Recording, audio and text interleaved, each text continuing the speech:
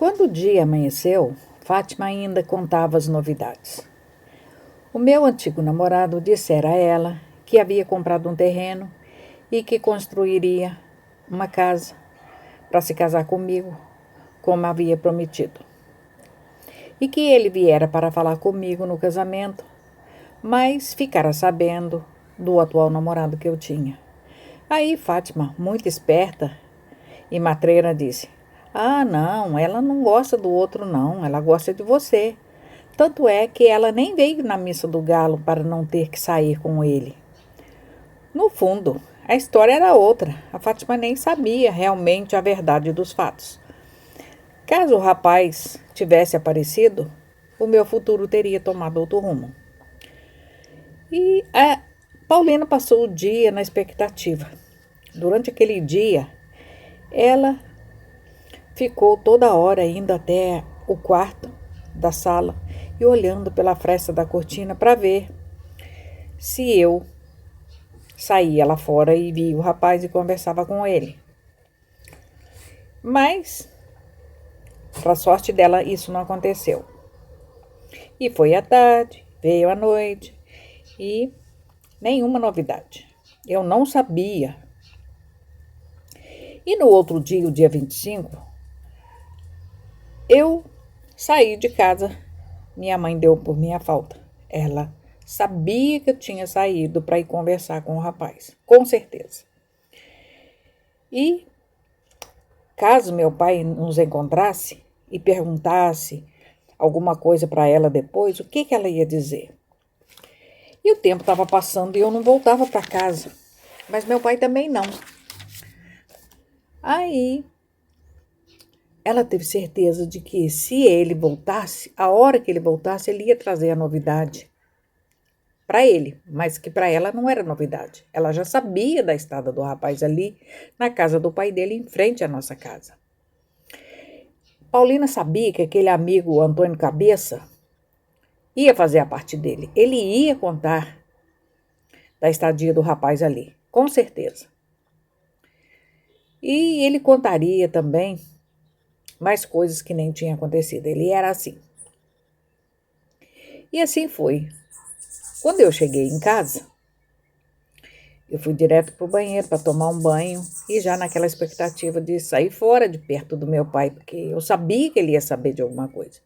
Aí eu tinha acabado de tomar banho, aí eu escutei meu pai chegando. Ele estava azedo.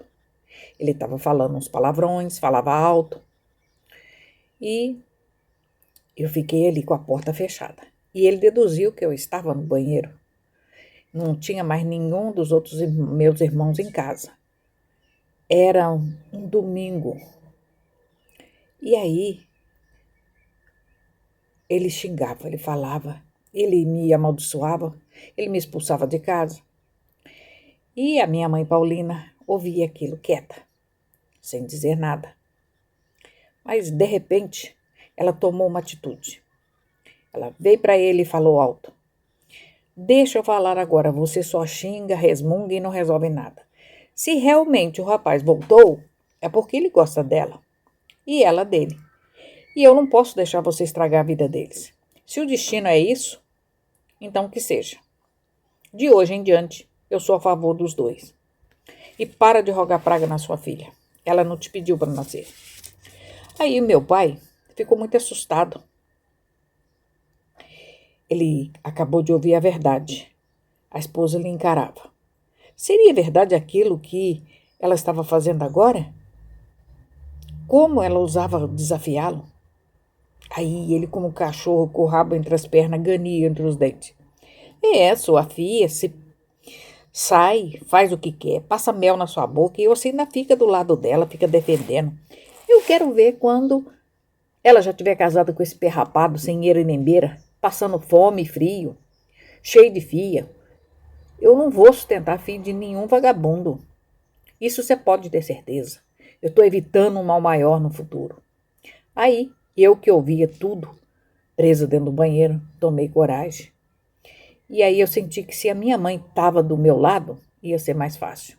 Aí eu abri a porta e dei de cara com ele na frente da porta do banheiro, me xingando. Aí eu disse: "Pai, ele não é um vagabundo. Ele tem um bom trabalho, é digno, é pessoa honrada. Queira o senhor ou não, eu vou me casar com ele. E ninguém vai me impedir. E se tentar fazer isso, eu fujo. E vocês nunca mais vão me ver, vão saber de mim. Aí meu pai ficou meio de boca aberta. Ele não esperava aquela ousadia. É bem verdade que a filha ultimamente eu estava desafiando. Ela não tinha mais medo das consequências. E eu o pegara desprevenido. Ele ficou sem ação. Ficou sem saber que resposta me dar. Aí eu emendei. E tem mais, pai. Ele até que queria falar com o senhor para comprar as alianças, mas eu não deixei. Pedi a ele para comprar sem falar nada, porque a gente já sabe qual vai ser a sua resposta mesmo. Então, tanto faz. E meu pai, então, chegou a hora dele ir embora, ele pegou a sacola de coisa dele, pegou o ônibus e foi embora. E assim, todos os dias, a gente conversava no portão. Ele estava de férias, o meu namorado. E quando terminou as férias, ele voltou para a cidade dele, onde morava e trabalhava, e me prometeu que no carnaval ele voltaria com as alianças. Coitada de Paulina, ela era um misto de felicidade e de apreensão. Ficava preocupada com o que iria acontecer no futuro. Será que dali sairia mesmo um casamento? Ela às vezes tinha suas dúvidas. E, quando chegou o carnaval, realmente o rapaz voltou trazendo as alianças. E nós ficamos noivos, sem que o meu pai desse permissão ou não. E Paulina ficou preocupada. Isso seria o começo de uma série de problemas. Com Fátima, a gente não teria problemas e nem implicâncias, porque com ela tudo seria mais fácil. E ela tinha proteção do meu pai. Com eles, com ela, com os namorados que ela arrumava, eles não tinham vigilância nenhuma. Eles eram muito mais brandos. Ela tinha liberdade para escolher quem queria namorar, quem queria sair, ter amigas, amigos. A marcação cerrada era mesmo só comigo. E o tempo foi passando e o enxoval teria que ser feito, mas ninguém mostrava interesse nisso, em comprar, em fazer. Já se passaram 3 meses depois que eu estava com a aliança no dedo e eu não tinha andamento, nada pronto. E a promessa seria que a gente iria se casar no final do ano. Meu pai fazia questão de não tocar no assunto quando minha mãe falava alguma coisa sobre o meu casamento. Ele até a agredia com palavras maldosas, tentando culpá-la caso um dia eu fosse infeliz, depois que estivesse casada com o tal rapaz. Aí chegou o mês de julho, o Arimateia e o Guilherme me trouxeram para Barra Mansa, para eu tratar dos dentes. O meu pai não estava nem aí. Como que eu iria me casar com os dentes estragados? Aí eu optei por tratar no SESI, que seria de graça. E assim eu fiz. O meu irmão Guilherme era uma bisca ruim. Ele era solidário ao meu pai. Ele não gostava de meu noivo. Já com Té era diferente. Té era mais amigo. Tratava de igual para igual. Té era uma pessoa sábia. Sabia ser agradável quando era necessário. E nesse tempo ele já namorava a filha da suposta irmã de nossa mãe. E eles eram ainda bem jovens. Ela devia ter uns 12, 13 anos e ele tinha uns 16. Então eles eram primos de todos os lados, tanto do lado do pai quanto do lado da mãe. Porque o pai dessa senhora, do sogro, era tudo família, estava tudo misturado. E assim, o namoro entre os dois foi progredindo. E essa moça despertava em Paulina muita coisa boa. Paulina gostava dessa moça, dessa menina. Era como se fosse uma filha. E as duas se davam muito bem, porque a menina sabia da história. Mas aconteceu um dia que as coisas foram começando, no meu caso, tomar um rumo diferente que não era esperado. Houve uma briga entre eu e Guilherme. Uma briga feia mesmo, de ofensas, de ameaças. E o meu antigo namorado ficou no meio. Citaram o nome dele, por causa dele. Aí eu tive que tomar a maior decisão da minha vida. Porque o meu noivo já estava de saco cheio. Se ele me convidou, se eu não quisesse acompanhá-lo para a cidade dele, onde ele morava, estava tudo acabado. Ele já estava de saco cheio com a minha família, com tudo que eles faziam, com as humilhações. Então, eu não pensei duas vezes. Eu já ia completar 21 anos, daí a 2 semanas. Eu já tinha passado do meu limite. Eu tinha que dar um rumo na minha vida. Ou eu ficaria para sempre à mercê de meu pai e da minha família, e ele desistia de mim, ou então eu pegava minha mala, acompanhava ele e ia embora para São Paulo. E foi isso que eu fiz. Na noite do dia 11 de julho de 1974, eu parti para São José dos Campos em companhia dele. E eu nem sabia se aquilo era bom ou ruim, mas de uma coisa eu tinha certeza. O que dependesse de mim, essa união ia dar certo, custasse o que custasse. E Guilherme, covardemente, foi até Santa Rita e contou ao pai e à mãe o que acontecera do jeito dele. Ele não falou das ameaças do que ele fez para mim. E aí foi um Deus nos acuda. Mas a minha mãe achou que foi melhor assim. Seria bem pior que se eu engravidasse sem me casar e depois um noivo não voltasse e assumisse a responsabilidade do ato. Ela nem gostava de pensar tal coisa. Quando esses pensamentos sempre lhe vinham à cabeça, ela procurava desmanchá-lo rapidinho. Não se imaginava avó de neto sem pai. Mas ela sabia que isso poderia acontecer. Porque o marido sempre fora rude e grosseirão. E ele não aceitaria a filha de volta com o neto. Ele era capaz de matá-la, caso isso acontecesse. E já que a filha tomara uma atitude tão drástica, era melhor assim. A filha tinha traçado o próprio destino, sem interferência dos pais. Até certo ponto, isso era bom. Acabavam-se as lamúrias por um motivo, mas ia aparecer outros. A Paulina achava que a filha tivera coragem. Mas o meu pai não pensava assim. Ele não acreditava que eu fosse virgem ainda, já aos meus 21 anos. Porque ele sabia que eu namorava o rapaz desde os 14, escondido, apanhava e me encontrava no meio do mato. Apanhava de novo.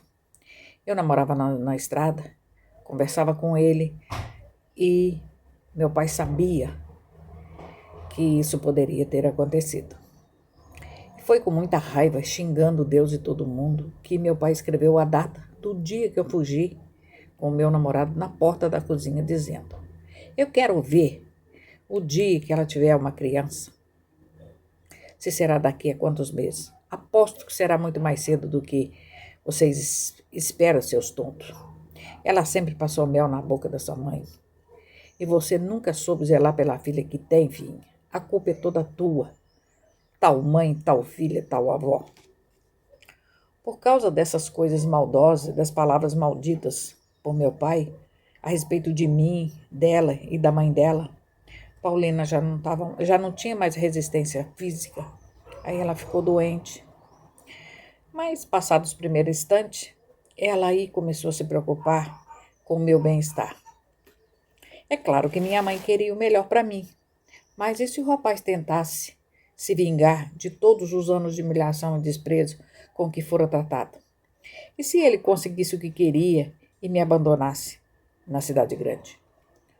Como eu ficaria? Ela se preocupava como eu iria viver. E angustiada, ela desejava saber como eu estava, o que estava acontecendo, como eu estava me virando, quem realmente era o rapaz com quem eu tinha tentado me casar. Eram perguntas que não tinham respostas. A distância entre as duas cidades e os dois estados era de mais de 600 quilômetros. Mas eu tenho um tio, o tio Antônio, marido da irmã do meu pai. Ele se ofereceu para vir ao encalço da filha Fujona de Paulina. Ele queria saber tudo. Ele queria conversar comigo e depois ele voltaria e contaria à comadre, tranquilizando-a e explicando o que tinha acontecido. Assim, o coração dela ficaria mais calmo. Ela sentia a falta de mim ao lado dela, mas aquele momento era um momento importante de nossas vidas. Paulina queria ouvir de mim se era isso mesmo que eu escolhera, se o rapaz não me obrigara a nada. Mas não havia jeito que isso viesse a acontecer, a gente estava longe. E foi assim que, passado alguns dias, o tio Antônio voltou, trazendo notícia. Ele estava contente e disse à minha mãe que tudo estava bem, que eu estava feliz ao lado do meu companheiro e que o casamento já estava marcado para o dia 4 de agosto. Nós já estávamos até começando a planejar a nossa casa, que iria ser construída no terreno comprado no Jardim Satélite. A Paulina agradeceu a Deus. Seus problemas mudaram agora. Era só a saudade louca que ela sentia da filha. Isso a incomodava muito. Mas ela aguentava. Um dia, a filha voltaria com uma bela família para visitá-la. E foi o que aconteceu alguns meses depois. E foi no mês de outubro de 1975 que eu retornei à casa dos meus pais. Já havia se passado mais de 1 ano e meio e eu trazia nos meus braços o primeiro neto de Paulina, George. Quando, ao descer do ônibus, eu entreguei à minha mãe o meu bebê, foi como se o passado voltasse ao presente. O rosto, o corpo, a cor de pele, a fisionomia risonha e inocente da criança transportou Paulina para o tempo em que ela tinha João Evangelista no seu regaço.